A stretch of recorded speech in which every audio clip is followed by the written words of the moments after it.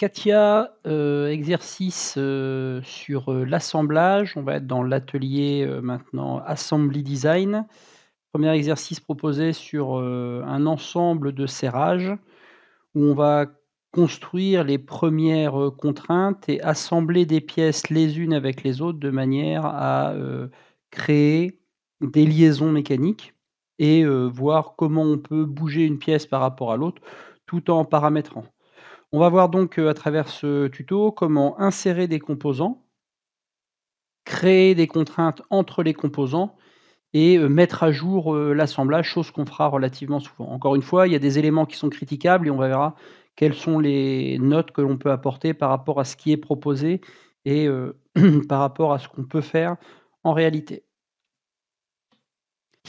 Alors, on nous propose déjà de créer un nouveau product. Alors on a travaillé dans Katia.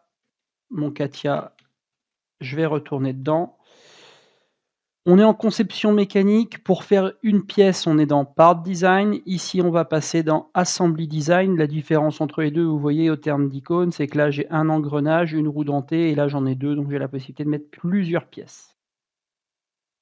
Automatiquement, première chose qu'il vous propose, c'est de renommer. Alors là, vous avez une boîte de dialogue qui apparaît et il vous propose de renommer le contenu de l'élément. Donc moi, je vais appeler ensemble serrage. Il me semble que c'était le titre, voilà.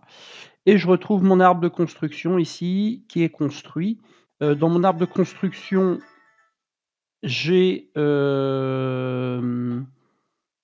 certains éléments. Pour l'instant, j'ai encore rien du tout, dans mon arbre de construction. Il va falloir justement que je vienne ajouter des éléments à l'intérieur.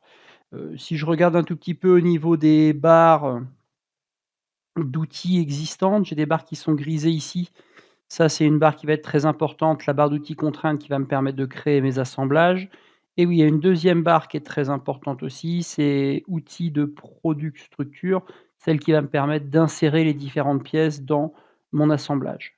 Ensuite, on a les barres classiques qu'on retrouvait également dans l'atelier Part Design et d'autres éléments qu'on verra un peu au fur et à mesure de notre progression. Alors, on a créé notre product ici, insérer les composants. Puis, alors moi je l'ai appelé, ah oui, donc là on a créé, lui il n'avait pas mis de nom, il l'avait laissé produit 1. Alors encore une fois, je vous déconseille de laisser comme, lorsque vous faites, une pièce, de laisser part 1 ou laisser produit 1. Je vous déconseille de laisser le nom, standard étant donné qu'à chaque fois vous allez créer que des produits 1. Donc si vous écrasez des fichiers dans le même dossier, ça va pas être possible. Donc ici, dans les propriétés, vous retrouvez ici produit, ensemble de serrage. Allez, on va l'appeler montage parce que j'ai vu qu'il y avait une pièce qui s'appelait derrière ensemble serrage pour pas que ça prête à confusion. On va appeler mon ensemble montage. Remarque, si je regarde en haut, l'extension utilisée pour le produit, pour l'assemblage, c'est un cat comme Katia, product comme le produit. Quand on avait une pièce, on était sur du cat part. Là maintenant, on va être sur du cat produit. Et on nous propose d'aller avec, d'insérer des composants existants. Donc dans le premier tuto, des pièces existent déjà, on n'aura pas besoin de les dessiner et on va aller chercher avec l'icône qui va bien.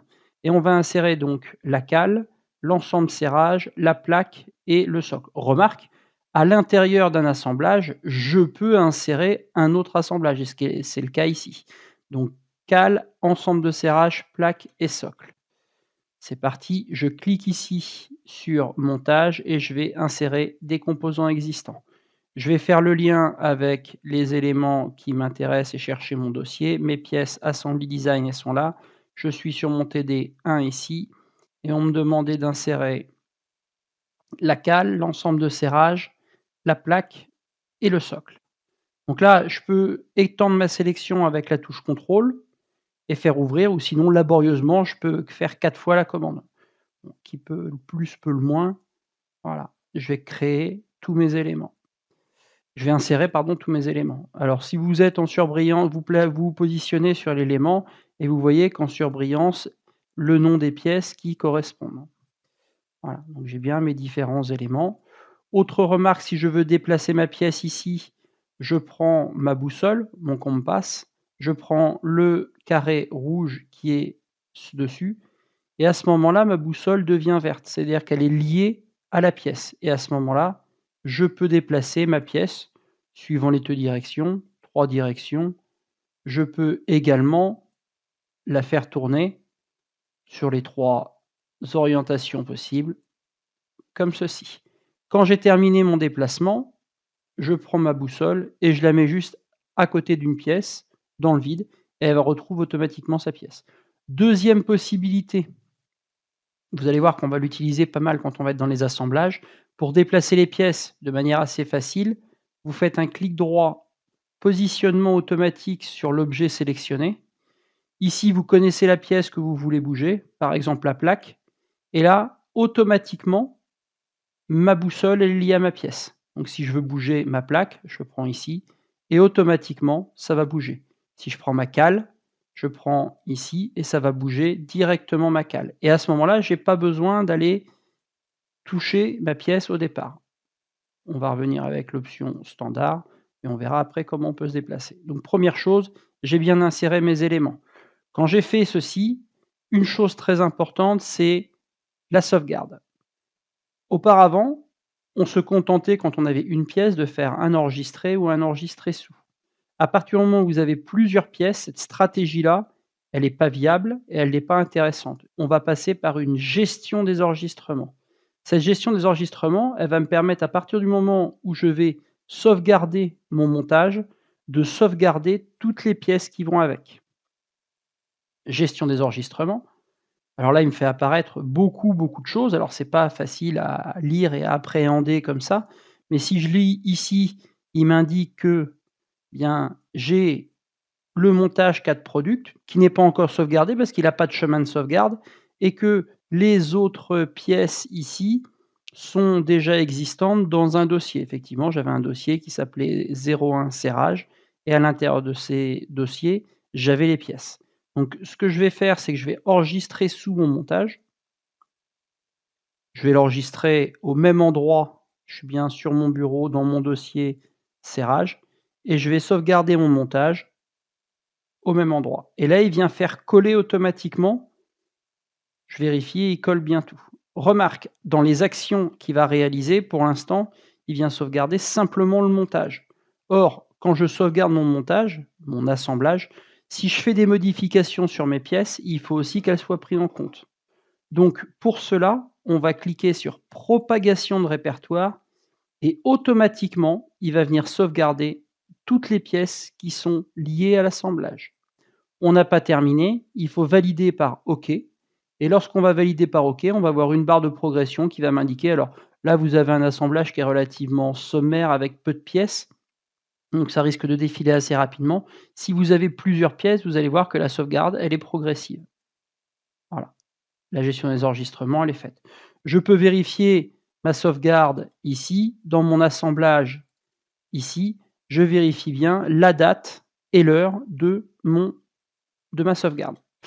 OK, on a géré un tout petit peu tous les paramètres, externes. On va quand même commencer un tout petit peu le TP qui nous était proposé. Donc j'ai bien inséré tous mes éléments, je les ai bien vus. Ça, pour moi, c'est OK. Ensuite, on va créer une contrainte de fixité sur le socle, en sélectionnant l'encre. Alors c'est là souvent la première contrainte qu'on vient fixer.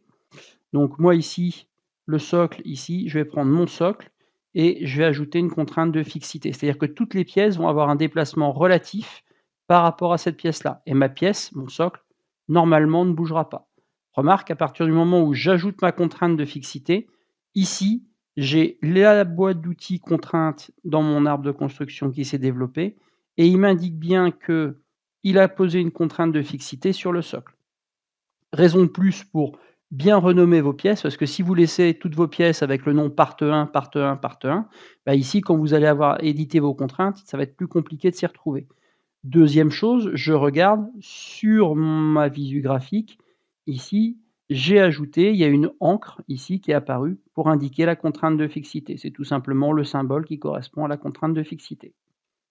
OK. On va imposer une contrainte de contact entre la plaque et le socle, donc entre la plaque et le socle. Qu'est-ce que je veux? Je veux que contrainte, ici, je vais contrainte de contact, ça veut dire que ça se touche.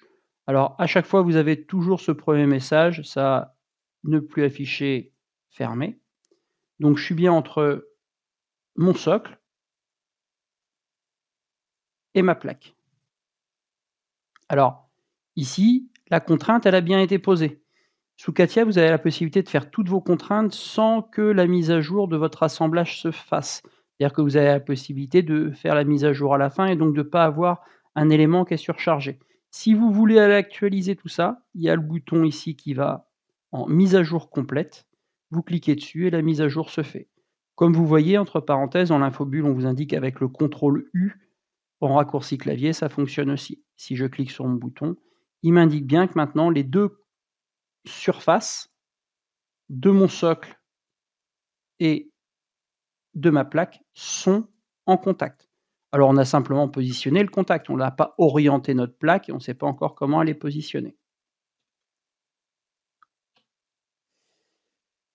Imposer, donc création de contrainte, on va imposer un contact surfacique entre le premier plot ici et la plaque et on va le répéter sur les autres plots de manière, alors pour ceux qui sont un tout petit peu mécaniciens, créer une liaison linéaire rectiligne dans la partie basse et créer une liaison butée ici, enfin une ponctuelle plutôt, avec le dernier plot.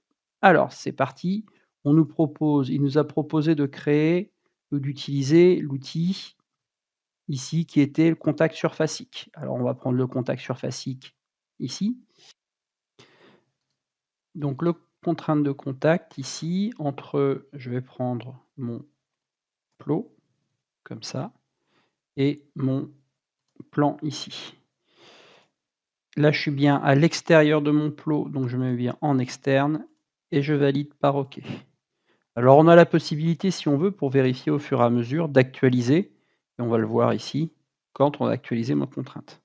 Donc là, effectivement, il m'a bien mis les 2 éléments comme ceci. Si je tourne ma pièce, si je prends ma pièce,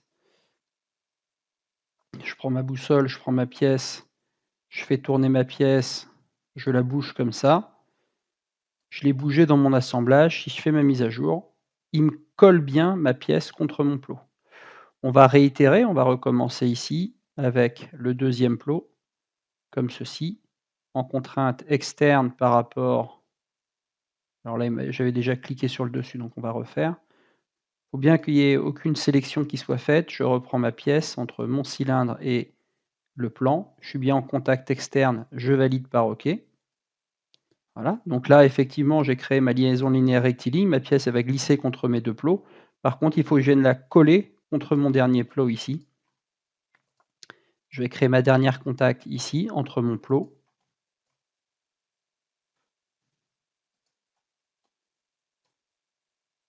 et ma pièce. Le plan qui est ici. Je suis bien en contact externe et je valide par OK.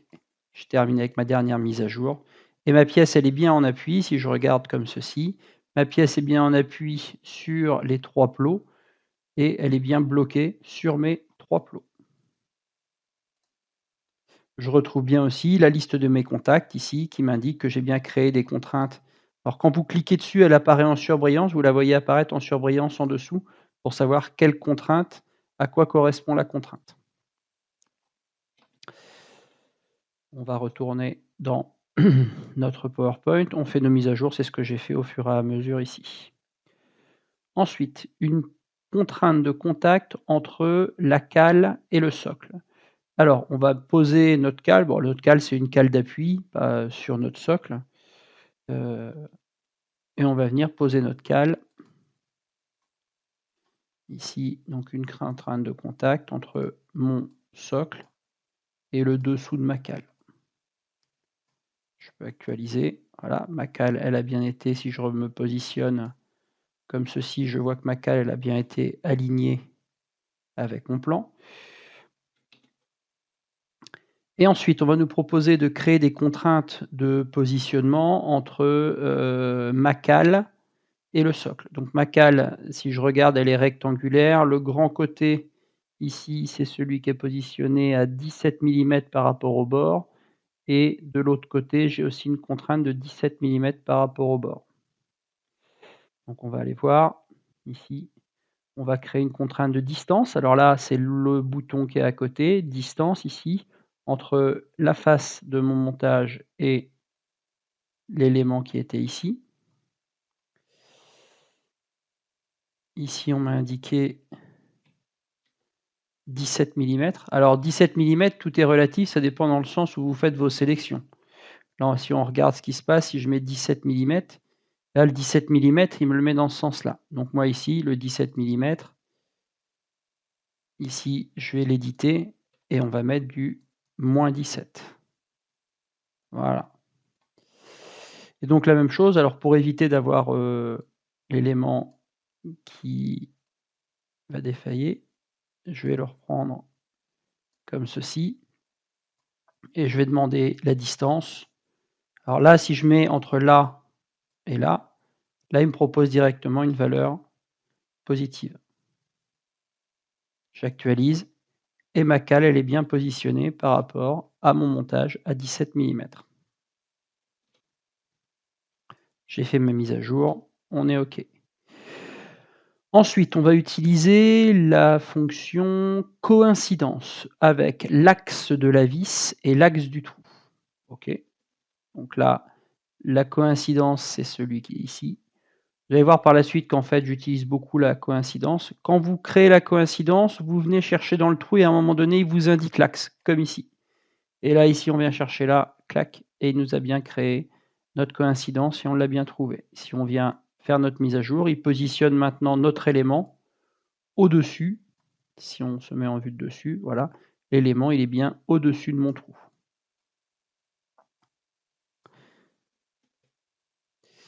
On va établir une contrainte de contact entre la face supérieure de la plaque et celle de la bride. Bah oui, ça serait bien que ma bride ici vienne en contact. J'ai un contact entre la face supérieure de ma pièce et la face inférieure de ma bride, comme ceci.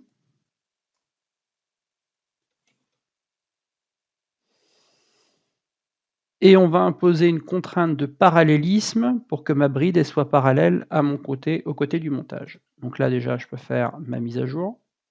Clac. Le problème, c'est que si je regarde ma bride, elle est tournée légèrement. Alors moi, je ne veux pas qu'elle soit tournée, donc je vais lui demander, ça va être une contrainte angulaire. Alors quand on dit angle, bah, il y a 3 possibilités de contrainte angulaire. Si je prends ma boîte de dialogue, donc je vais demander, je vais sélectionner déjà les 2 éléments.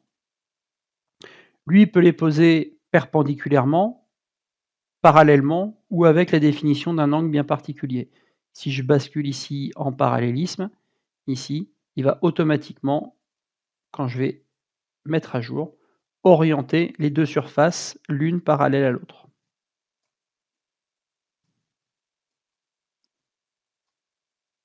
Et mon tout est monté. On a mis à jour notre assemblage. On va faire une modification. Alors, on va nous proposer ici de modifier la hauteur de notre plaque et on va voir que si on a bien contraint dynamiquement nos éléments, en fait, qu'est-ce qui va se passer? Eh bien, en même temps qu'on va bouger la hauteur de notre plaque, on va aussi bouger la hauteur de notre, le positionnement plutôt de notre bride. Donc là, ici, on nous demande d'activer la plaque. Donc là, la plaque, elle est ici. Pour l'activer, je développe la plaque, je double-clique sur le corps principal. Une fois que j'ai double-cliqué sur le corps principal, ici, je vais double-cliquer sur l'extrusion. On était à une extrusion de 5 millimètres, on nous propose de la passer à 15. C'est ce qui est indiqué ici. Je vais la passer donc à 15 millimètres. Aperçu, effectivement, ça monte et je change tous mes éléments.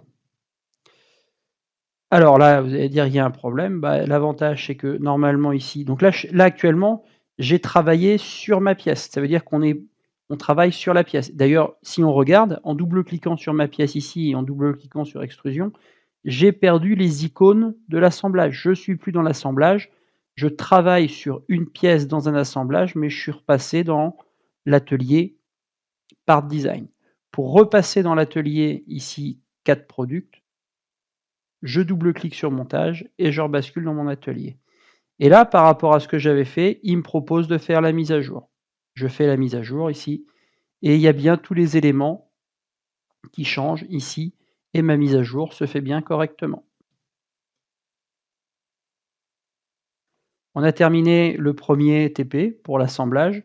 Chose importante, ce qui va nous rester à faire ici, c'est de générer la sauvegarde. L'avantage, c'est que si vous avez bien géré vos enregistrements la première fois, gestion des enregistrements, on a pu aller rechercher le lien et cetera. On enregistre toujours l'activité mère. L'activité mère, c'est celle qui est tout en haut de l'arbre de construction. Ici, l'activité mère, c'est celle qui s'appelle montage, c'est celle qui est sélectionnée par défaut. J'enregistre et je lui demande de propager automatiquement, propagation du répertoire, et il va propager la sauvegarde à tous les éléments. Et voilà. Alors dernière chose que je peux faire aussi, mais ça c'est vraiment quand vous avez terminé votre assemblage, les contraintes, vous les cachez. On avait, dans le part, on cachait les plans. Là, les plans ne sont pas actifs. Je vous conseille aussi de cacher les contraintes, ici, de manière à avoir une lisibilité beaucoup plus importante au niveau de votre assemblage. Alors effectivement, si vous avez ça, on le fait vraiment quand on a terminé, parce que ça vous permet d'avoir un assemblage qui est propre avec des éléments, qui sont simplement les pièces au niveau de la visualisation. Je vais refaire ma gestion d'enregistrement. Après, clac, et là, tout est bien sauvegardé. Fin du TP numéro 1.